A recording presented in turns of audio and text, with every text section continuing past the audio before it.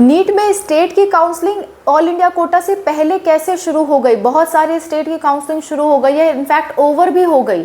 ये कैसे हो गया? ऐसे बहुत सारे स्टूडेंट्स जो है पूछ रहे हैं, क्योंकि मैंने ही या अदर यूट्यूबर्स ने या बाकी पिछले साल का भी आप ट्रेंड देखोगे तो होता यही है कि जो ऑल इंडिया की कोटा की काउंसलिंग है वो पहले शुरू होती है और उसके बाद आपके स्टेट कोटा की काउंसलिंग शुरू होती है। लेकिन ये कैसे हो गया कि स्टेट की काउंसलिंग पहले ही स्टार्ट हो गई और कुछ की तो ओवर भी हो गई है? मैंने इस वीडियो में बताया है कि किस किस काउंसलिंग ओवर हो गई है, कौन कौन सी काउंसलिंग अभी चल रही है। तो मैं आपको थोड़ा सा क्लैरिफाई करने के लिए बताऊं, ये काउंसलिंग के केवल फॉर्म भरे जा रहे हैं, काउंसलिंग की पूरी प्रोसेस नहीं हो रही। और ये लोगों ने फॉर्म पहले ही निकाल दिया। अब उसके लिए क्या किया जाए? हर एक स्टेट के पास अपनी अथॉरिटी है कि वो अपने फॉर्म निकाल सकता है।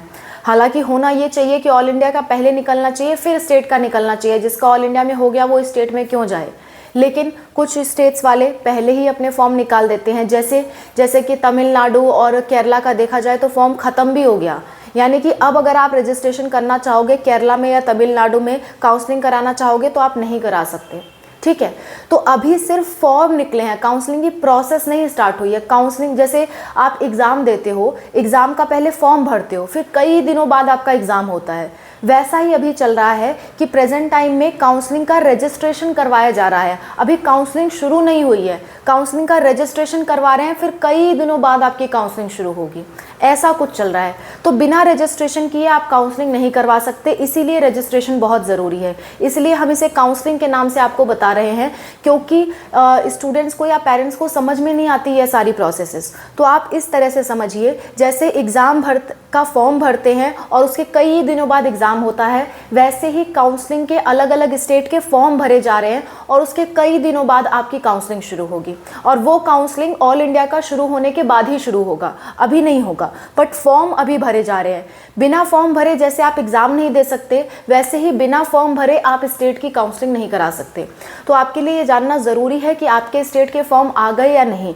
अगर नहीं आए हैं तो कोई बात नहीं, अगर आ गए हैं तो आपके लिए रजिस्ट्रेशन कराना बहुत ज़्यादा ज़रूरी है। नहीं कराते हैं तो आप काउंसलिंग नहीं करा पाएंगे।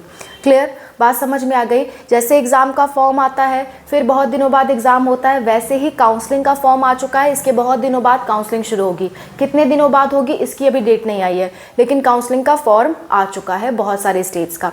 कौन कौन से स्टेट्स का मैंने इस वीडियो में बता दिया है, आप चेक कर सकते हो। मैंने लास्ट डेट भी बताई है। वीडियो का लिंक आपको लास्ट में मिल जाएगा और डिस्क्रिप्शन में एक प्लेलिस्ट है हमारी नीट की प्लेलिस्ट, उसमें आपको सारी की सारी हमारी नीट से रिलेटेड वीडियोस मिलती हैं। कोई भी ऐसा अपडेट आता है हम आपको ज़रूर प्रोवाइड करेंगे।